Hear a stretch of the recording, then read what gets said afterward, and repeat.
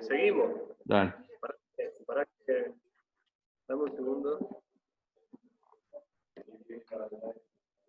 Le sacamos el video porque así no se entrecorta tanto. Bueno.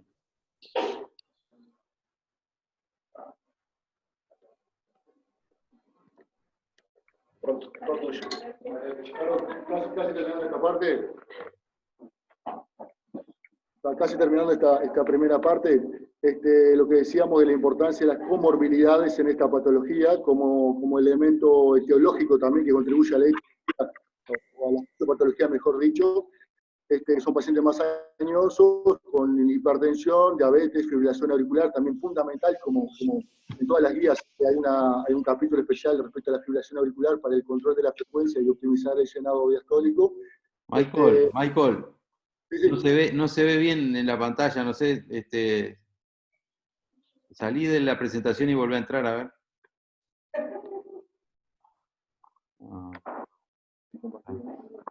A ver, entra de nuevo, porque capaz que es el cartel que tenés adelante lo que... No, pero para que se colgó el... Ya. Dice, ahora sí, dice que la función de pantalla estaba en pausa. Ahí ven la pantalla, sí. Sí, se ve, sí.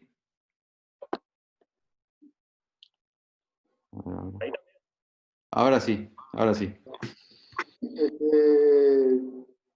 Nos trancamos acá. Bien, siguiendo otro tema importante es la prevalencia, que esto es cada vez más frecuente, principalmente en los años, ahí dice 5% más o menos en los mayores de 60 años. Se estima que hay 23 millones de pacientes en el mundo con esta patología, que va a tener una prevalencia en el 2030 hasta 25% de la población general. O sea que es muy importante. Y este aumento también se debe a la mayor sobrevida de la gente vive más. Por otro lado, cuanto más viejo, más comorbilidades. Y por otro lado, un mayor conocimiento, ¿no? Con mejores técnicas diagnósticas. Y a eso va esta presentación. Respecto a la mortalidad y pronóstico, es bastante similar a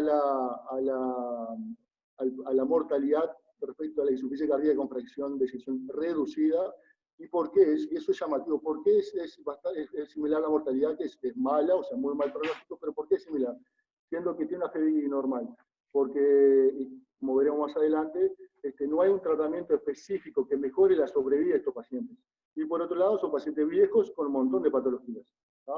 Y cree que hasta 50% de los ingresos de las consultas por insuficiencia cardíaca, de las insuficiencias cardíacas, son compresión de eyección conservada, y a diferencia de lo que es la fracción de eyección reducida, la cardiopatía de origen isquémico no es tan frecuente. Otra cosa que hemos leído por ahí, diferenciando de lo que es, porque hay mucha gente que pregunta, esta patología, ¿no? Con fracción de eyección conservada, ¿es un continuum que va a desarrollar una fracción de eyección reducida, o son dos patologías independientes? Bueno, hay diferentes literaturas o diferentes controversias, digamos, pero lo que se cree es que son dos cosas diferentes.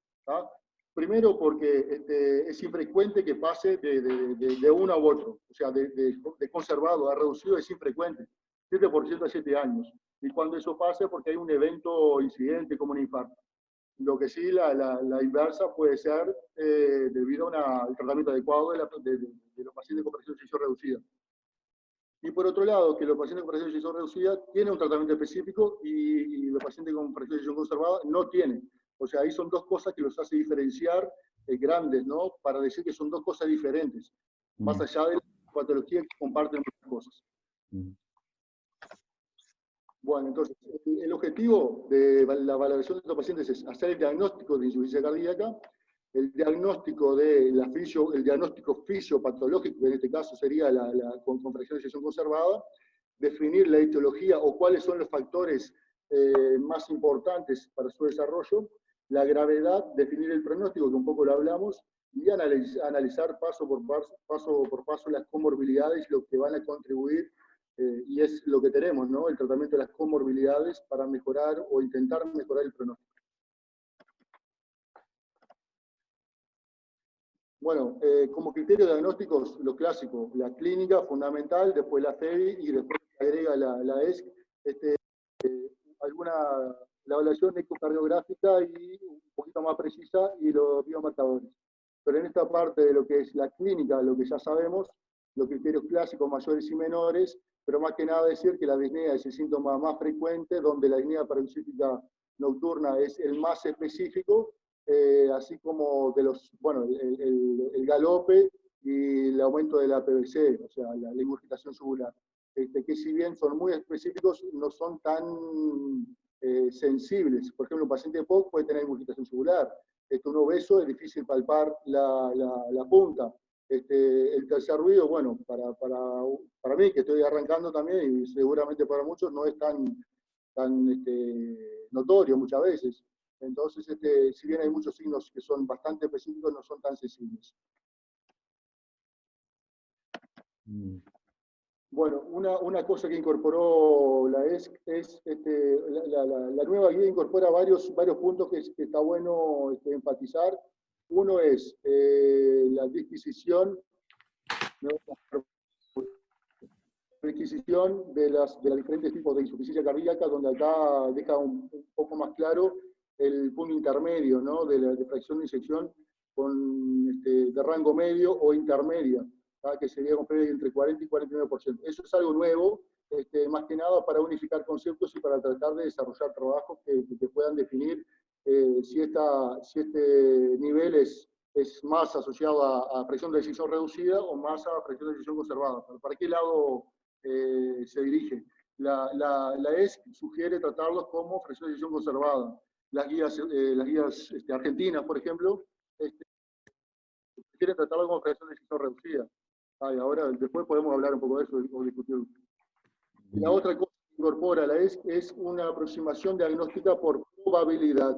Y a eso viene este esquema, y eso es interesante también, de lo que decíamos de la evaluación gradual. Primero la clínica, ¿tá? Donde está presente el cuadradito grande, ¿no? La clínica, el examen físico y el electro, donde el electro es en general un paciente con electro normal, es muy difícil, totalmente normal, sin nada, es muy difícil que tenga una alteración, una insuficiencia cardíaca. Se dice que tiene una sensibilidad de hasta 89% para contribuir al diagnóstico, digamos.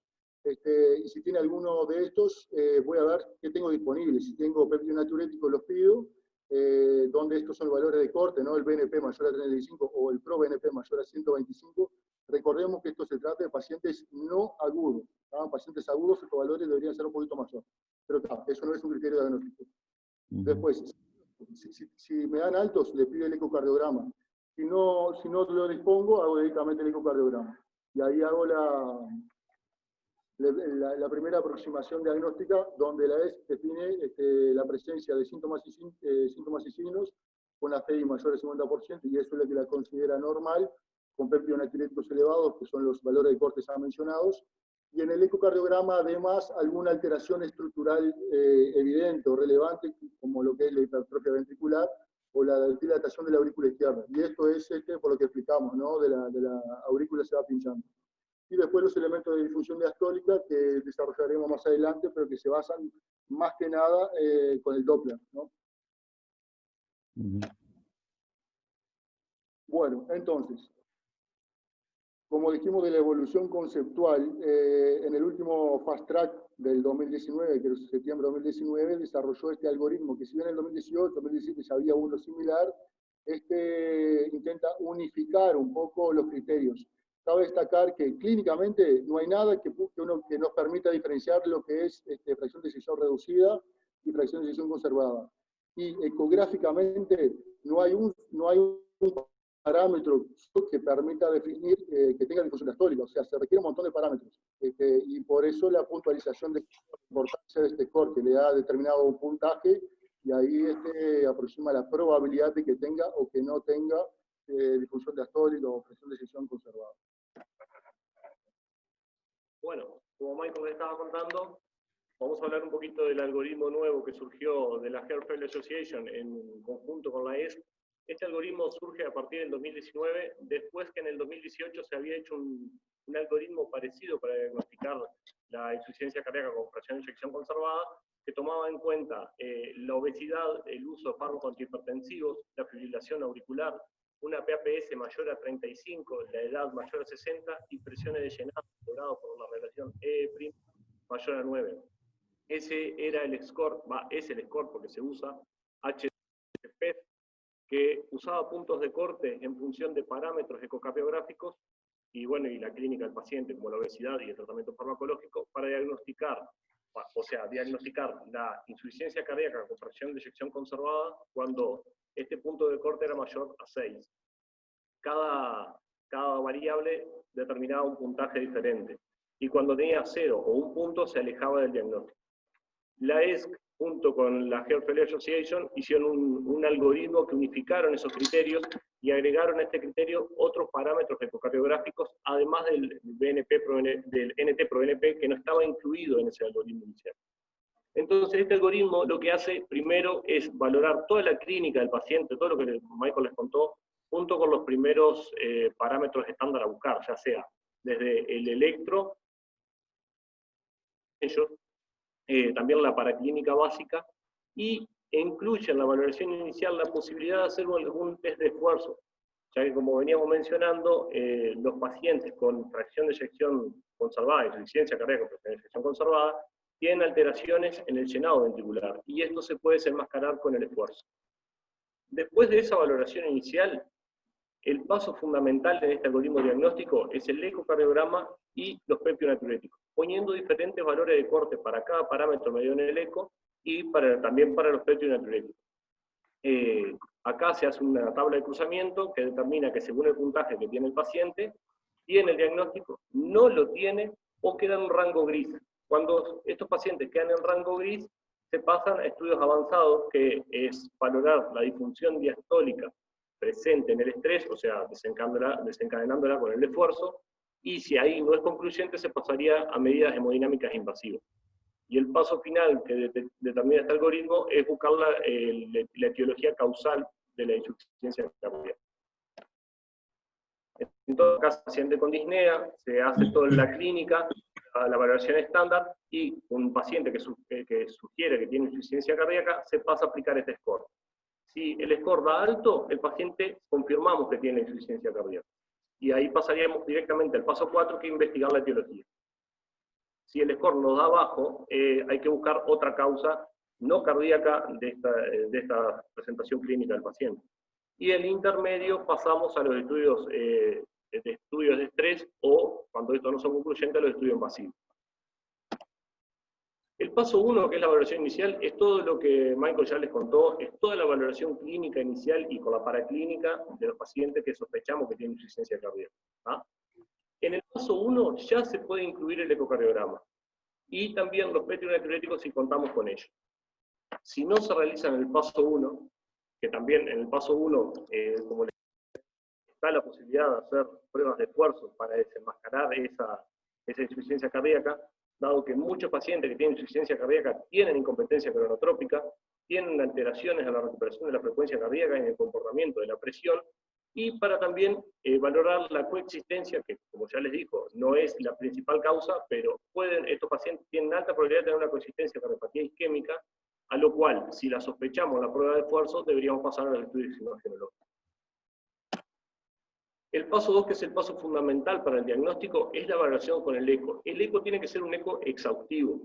Hay que hacer un ecocardiograma que no solo mida cavidades, sino determinar volúmenes, principalmente de la aurícula izquierda, determinar el strain longitudinal, y más que nada medir la presencia de regurgitación tricuspidia, si el paciente la tiene, que eso es un criterio mayor para el diagnóstico de insuficiencia cardíaca con fracción de eyección conservada.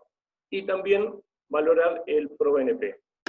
Entonces, con todo esto, haciendo una breve reseña, el eco es lo más utilizado. Hay criterios grandes que de entrada nos pueden orientar a la presencia de una insuficiencia cardíaca, un volumen de una cavidad pequeña, la presencia hipertrófica, que tenga remodelado, que el remodelado no tiene hipertrofia por los criterios del índice de masa, pero sí tiene un espesor de una relación de pared mayor a 0,42, lo cual nos indica la presencia de remodelado cardíaco. Y sobre todo el llenado mitral. la disfunción diastólica que se mide a través del Doppler pulsado de la válvula mitral, que nos permite catalogar la disfunción en 3 estadios. El primer estadio de la disfunción diastólica grado 1 o de relajación prolongada, lo que se observa es, por lo que estaba contando, ese ventrículo rígido que no se distiende, una presión de la aurícula izquierda que no se eleva, entonces provoca la caída de la onda E, que es el llenado activo y pasa a predominar la onda A, que es la patada auricular.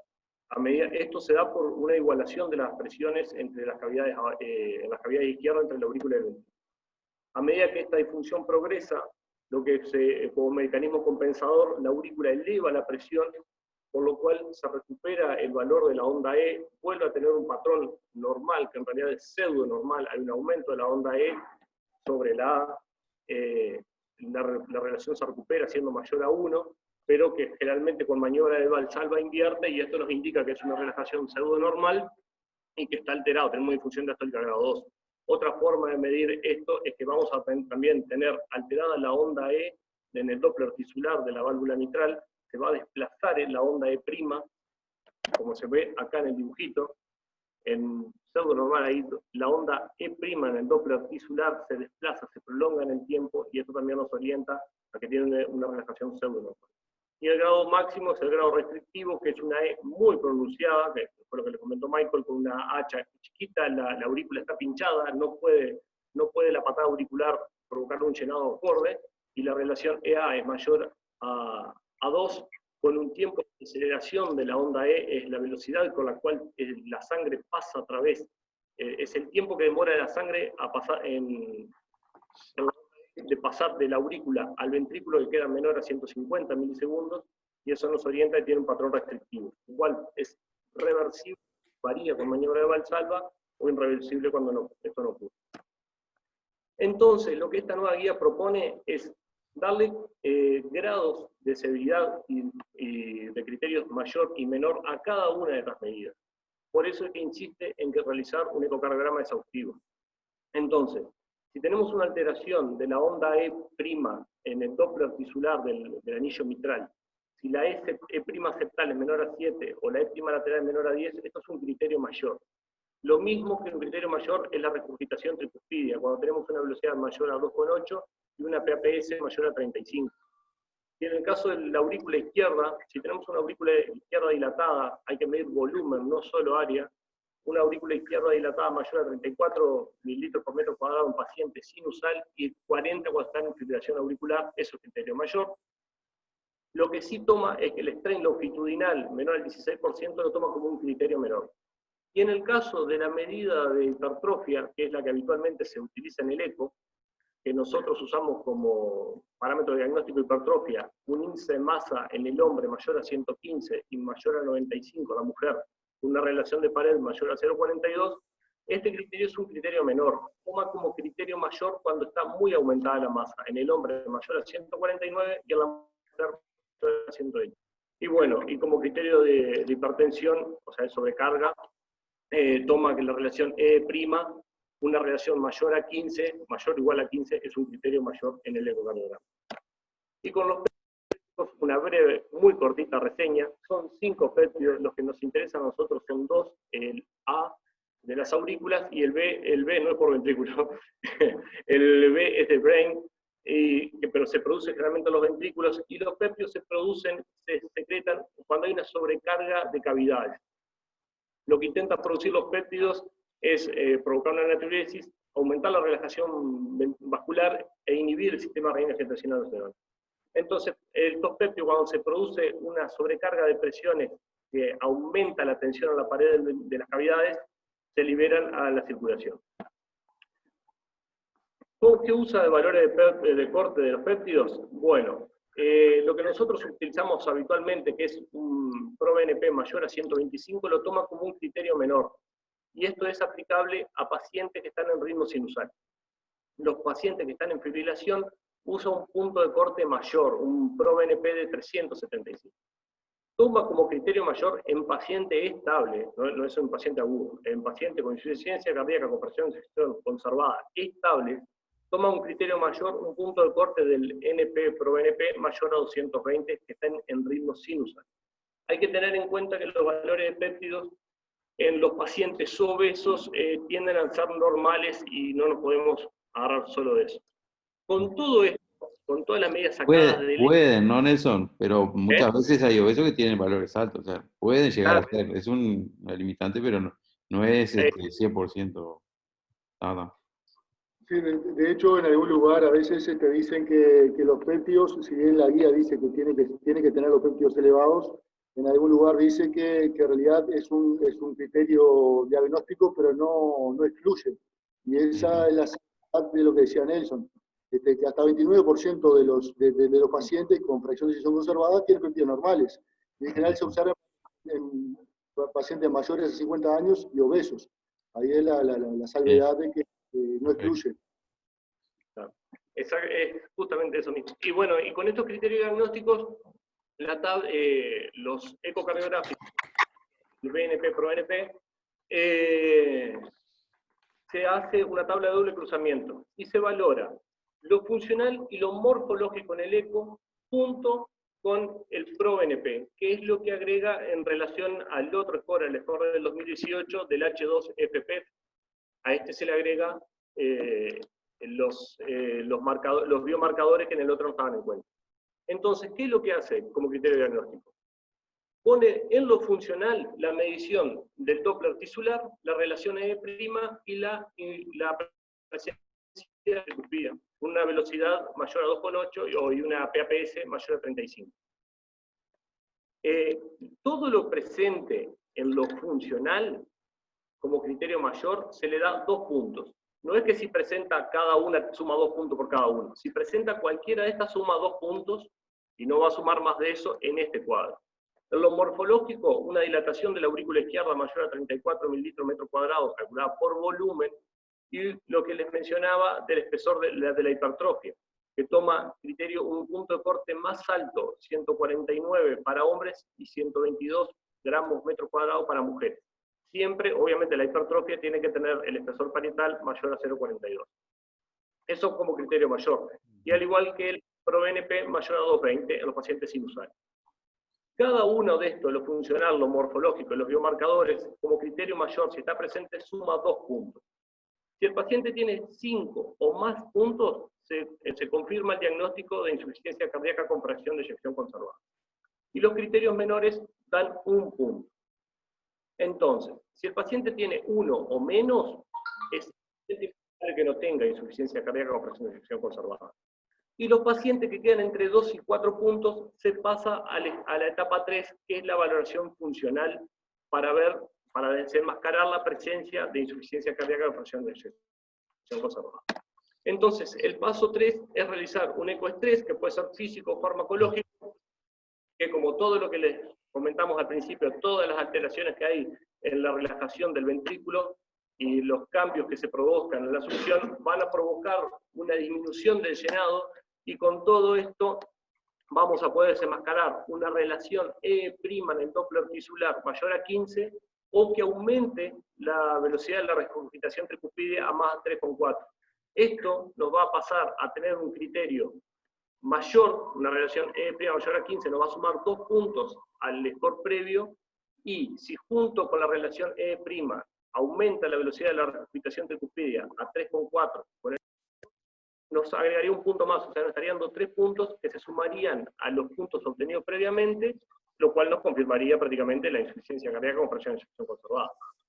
En este algoritmo lo único que hay que tener en cuenta es que no se puede tomar aislado el aumento de la regurgitación tricupídea, del aumento de la velocidad de la regurgitación tricupídea, porque esto se puede dar por una presencia hiperdinámica, ¿sí?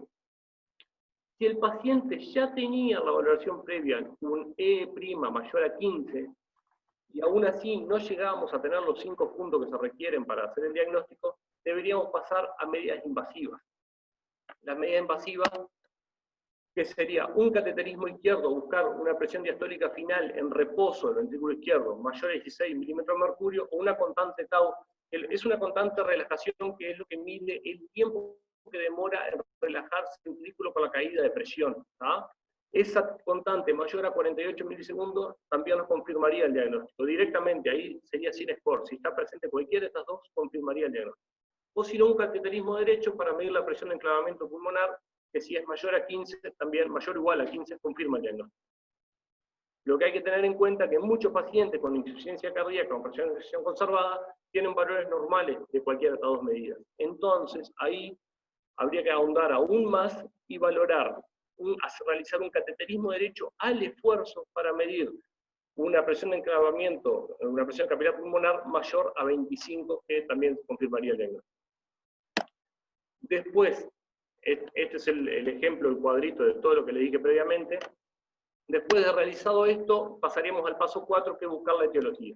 ¿Cómo se busca la etiología? Una ergometría que ya técnicamente la hicimos en el paso 1, para valorar la respuesta inadecuada a la presión, manejar la incompetencia cronotrópica, o si pensamos en una cardiopatía isquémica, ahí pasaríamos a la parte imagenológica para valorar la presencia de cardiopatía isquémica y obviamente tratar de eso, o mismo con la imagenológica buscar alguna otra cardiopatía específica. Si cualquiera de estas está presente, se trata el algoritmo de tratar a esa patología en sí, y ese tratamiento también sería parte del tratamiento de la insuficiencia cardíaca con presión de ejecución conservada. Si todo esto no está presente, directamente trataríamos al paciente con un manejo estándar de la insuficiencia cardíaca. ¿Bien? Estas son las anormalidades que pueden estar presentes en el algoritmo de la etiología. Las anormalidades del miocárdico tenemos las isquémicas, tóxicas, las inmunoinflamatorias, las metabólicas, genéticas o patologías del endocardio, y después lo más frecuente en los pacientes con insuficiencia cardíaca con presión de ejecución conservada son las anormalidades en las condiciones de carga, que pueden ser por hipertensión, por enfermedades valvulares, alto gasto, sobrecarga de volúmenes, o también otra de las causas más frecuentes son las alteraciones en el ritmo cardíaco. Bueno, casi terminando, llegamos a la parte del tratamiento. Y esto es fundamental, porque en realidad solo un estudio se vio en una internación, en pacientes que estaban internados, que se vio que el bloqueo del sistema renina angiotensina-aldosterona podía disminuir la mortalidad, pero esto no se pudo demostrar en estudios ambulatorios, y se vio que todo el tratamiento aplicado a la insuficiencia cardíaca con presión de ejecución disminuida, cuando se aplica a los pacientes con presión de ejecución conservada, no logra reducir la mortalidad. Entonces, lo que se hace hincapié es el tratamiento no farmacológico, lo higiénico dietético. O sea, son pacientes con un montón de comorbilidades y un montón de factores de riesgo por la propia vida de los pacientes. Entonces, hay que atacar esos factores de riesgo, la dieta, hay que disminuir la obesidad, hay que aumentar el ejercicio, bajar la carga de sodio y tratar, por sobre todas las cosas, las comorbilidades. Entonces, con respecto al tratamiento, las dos guías, tanto de la AJA como la ESC, coinciden en que los pacientes que tienen sobrecarga de volumen y PA elevada, se puede utilizar diuréticos para el manejo inicial.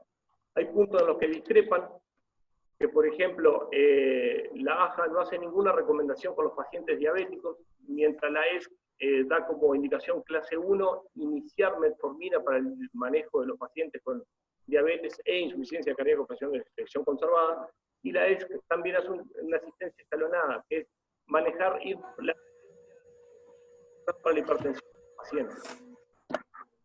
Un cuadrito final, y ya pasamos al caso clínico, sobre las indicaciones clase 1 y lo que está contraindicado en estos pacientes. ¿Tá? Obviamente ya sabemos que combinar verapamil y beta bloqueante en la FA, la AJA no hace ninguna recomendación, pero la ESC a esto lo contraindica. Y lo que llamó la atención es que la AJA no se expresa con respecto a combinar ARA2 con YECA, lo cual está totalmente contraindicado, y la ESC así lo pone. Lo que sí dice la AJA es de no utilizar sildenafil para el manejo de la presencia de hipertensión de estos pacientes. Bueno, para hacerlo un poquito más entretenido... Dos comentarios con respecto a lo que dijiste, Nelson. Sí. Que está muy buena la forma de abordaje, ¿no? De llegar al diagnóstico, ¿verdad? Pero lo de hacer ecoejercicio y después llegar a procedimientos invasivos para detectar presiones elevadas. Pero eso en la práctica es muy poco frecuente. Yo no recuerdo que una vez haya visto una indicación de un cateterismo para ver las presiones, simplemente para ver si tenés insuficiencia cardíaca o no. Claro. es poco, y los ecocardio, y el ecoestrés, que es el ecoejercicio, ¿no? Porque el que es válido es el ecoejercicio para reproducir las condiciones reales del paciente, también es muy poco frecuente. Algunas veces hemos intentado hacer y eso, pero es poco frecuente. Puede ser muy útil, pero es poco frecuente. En la práctica, lo que uno termina haciendo es tratando a ese paciente como tal, o intentando corregir todo lo que, y ver la respuesta, ¿no? Esa era. Justamente. Y con respecto a lo que decías del tratamiento, tan es así que incluso los últimos fármacos, ¿no? Como el sacubitril, valsartán y las empagliflocinas, ¿no? Han mostrado muy buen resultado en pacientes con FEBI reducida, pero no así pacientes con FEBI conservada, ¿no? Tan es así que tal es la diferencia, que pasa el tiempo, se introducen nuevos fármacos que mejoran, bueno, por supuesto que los IECA y los betabloqueantes tampoco. A lo largo de décadas se han introducido fármacos nuevos que mejoran el pronóstico de la insuficiencia cardíaca con FEBI reducida, y en cambio esta queda como sin pruebas de que esos fármacos lo puedan mejorar, ¿verdad? Era eso lo que quería decir.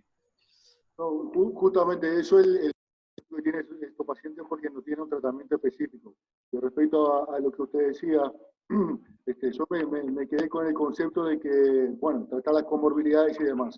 Y como son hipertensos, creo que, y teniendo en cuenta la fisiopatología que comparte con frecuencia reducida, del aumento de lo que es neurohumoral o neurohormonal, y teniendo en cuenta la fibrosis, ¿no?, que pueden tener estos pacientes, yo creo que es fundamental buscarle la vuelta para darle un IECA, eso por un lado, si bien capaz que no.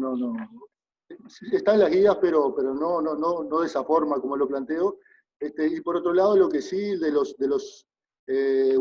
trabajos que hay 3 trabajos grandes sobre los IECA y los ARA2, el SHARP, que es el único que habla algo de candesartán, como que disminuye un poco la hospitalización y la masa ventricular. La guía argentina lo recomienda el candesartán. Por otro lado, de los beta bloqueantes, el único que plantearon algo es el nebivolol en el seniors, pero en realidad es un estudio con un N bajo, que no es un estudio bueno, los resultados son muy ambiguos. Y después lo que también, o sea, yo haciendo una comparación con los medicamentos que está demostrado para presión de decisión reducida. Después, claro, la espirolactona, que se podría usar con algunas guías a mí no me convence mucho, pero lo recomiendan con pacientes con FEBI mayor al 45%. Después lo que usted decía, el sacubitrilo, bueno, hay la guía, hay una recomendación ahora, no es una recomendación, sino que la guía canadiense ahora 2020, habla un poco de eso y refiere que los resultados no son muy favorables tampoco. Y lo último, para completar lo que usted decía, de los inhibidores del cotransportador sodio-glucosa 2, está la empaglifosida, ¿no?, como tratamiento también que mejora la sobrevida, digamos, en los diabéticos con insuficiencia cardíaca. Y algo más reciente, lo digo porque capaz que sea obvio para todos, pero yo como vengo poco, me sorprendí el manejo de esos medicamentos que no la dapaglifosida, que es otra que tengo entendido que en Uruguay estaba por aprobarse, pero la FDA, estudio por el Declare, si no me equivoco, de este año, la FDA lo aprobó no solo como un tratamiento para la diabetes, sino como un tratamiento para la enfermedad cardiovascular en pacientes con diabetes. Eso me llamó la atención. Sí, creo que es a raíz del estudio no me acuerdo bien cómo es el nombre, pero que mostró que tanto en diabéticos como en no diabéticos mejora el pronóstico y mejora la sobrevida y los síntomas, los reingresos por insuficiencia cardíaca. Y bueno, Gonzalo dice, Pedro, ¿cómo andás? ¿Todo bien? ¿Cómo andás? Bien. 2 cosas que quería intervenir. Sí. Uno, que como estos enfermos muchas veces tienen hipertensión pulmonar en una proporción importante y muchas veces llegan a la sala de cateterismo cardíaco derecho y hacemos diagnóstico de difusión diastólica de forma invasiva. Y es un error frecuente. Muchas veces se piensa que es un grupo de hipertensión pulmonar, que es otra cosa, y resulta ser una insuficiencia cardíaca con presión de eyección conservada. En esos casos nosotros ya lo sospechamos clínicamente por el perfil clínico del enfermo con todos los factores de riesgo, como dijeron, o sea, es este grupo de enfermos, en general mujeres obesas, diabéticas, FA, todo ese grupo de enfermos, muchas veces le encontramos presión diastólica final del ventrículo izquierdo aumentada. Vos sabés que justamente antes de que vos vinieras, yo estaba comentando, que es poco común que uno pida estudios invasivos para diagnosticar una insuficiencia cardíaca con FEBI preservada. Sí, pero viste que cuando tienen hipertensión pulmonar muchas veces lo mandan para cateterismo cardíaco derecho porque no encuentran la causa, porque se piensa que es porque es una tromboembólica o se piensa que es una hipertensión pulmonar del grupo 1, ¿viste? Claro. Entonces ahí muchas veces le hacemos la enclavada y encontramos una enclavada alta o una presión diastólica final del ventrículo izquierdo aumentada, y eso ya, con los datos del ecocardiograma asociado, nos hace planteo de grupo 2 vinculado a FEBI conservada, ¿no? Eso lo vemos bastante frecuentemente, ¿sabes? Sobre todo en población que nos mandan para cateterismo cardíaco derecho y hipertensión pulmonar, son enfermos que tienen una proporción de hipertensión pulmonar importante. Claro. Y el ventrículo derecho muchas veces está golpeado. Ese perfil también me gustaría mencionarlo, o sea, es este grupo de enfermos con disfunción del ventrículo derecho, hipertensión pulmonar y disfunción del ventrículo derecho, y ventrículo izquierdo que aparentemente es todo normal. Bueno, claro, ese grupo de enfermos muchas veces es una insuficiencia cardíaca con fracción de sección preservada e hipertensión pulmonar y golpeado el ventrículo derecho, muy mal golpeado, con repercusión importante del ventrículo derecho. Eso lo vemos. Te lleva a pensar en otras cosas o a buscar. Te lleva a pensar en otras cosas, pero vos le metés un catéter y la presión enclavada está alta y la presión del ventrículo izquierdo está alta, la presión diastólica final del ventrículo izquierdo está alta. Claro. Y porque eso, la impresión que uno tiene así es que hay hipertensión pulmonar, que es bastante frecuente la hipertensión pulmonar, pero que no es desproporcionada en relación a, o sea que es moderada, ponerlo, moderada severa, y que, ¿no? Esa es la impresión. Sí, pero vos encontrás una discordancia entre esa hipertensión pulmonar moderada y la repercusión sobre el ventrículo derecho. Muchas veces van a encontrar enfermos golpeados o muy, muy sintomáticos o ya con un fenotipo en el ecocardiograma del ventrículo derecho golpeado, y es una falla diastólica del ventrículo izquierdo. Eso, ese concepto, esa idea de que tenemos aparte que la hipertensión pulmonar es leve, golpea el ventrículo derecho, estos enfermos, muchos de ellos tienen un mal pronóstico por ese lado, ¿no? Acuérdense que estos enfermos tienen un pronóstico malo, ¿no? O sea, muy similar a la disfunción sistólica. Y se mueren de muchas cosas, pero entre ellos se mueren de disfunción del ventrículo derecho también, y de falla derecha, y va golpeando. Yo tengo enfermos con CHOI medio ventriculares o disfunciones diastólicas clásicas, digamos, más típicas, con repercusión sobre el ventrículo derecho muy importante. Entonces muchas veces llegamos a lo invasivo por la ayuda de una hipertensión pulmonar. Y lo otro que me gustaría mencionar respecto al tratamiento, estoy totalmente de acuerdo con que no responden al tratamiento habitual de la falla cardíaca con disfunción sistólica. Bueno, el uso de la espironolactona me parece muy importante, porque este grupo de enfermos desarrolla una fibrosis, ¿no? Muchas veces la hipertrofia termina en fibrosis importante del ventrículo izquierdo, o sea que el uso de la espironolactona parece fisiopatológicamente muy indicado. Después que hay muchos estudios experimentales con el uso del tratamiento específico de la hipertensión pulmonar, aunque no hay acuerdo y solamente a nivel experimental, no está aprobado por las guías el uso específico de drogas para la hipertensión pulmonar con un compromiso, digamos, con un fenotipo precapilar asociado en este grupo de enfermos. Por eso está, digamos, conceptualmente no está indicado el sildenafil, pero hay muchos grupos de trabajo trabajando en ese tema porque muchas veces estos enfermos asocian una hipertensión pulmonar con un componente precapilar asociado.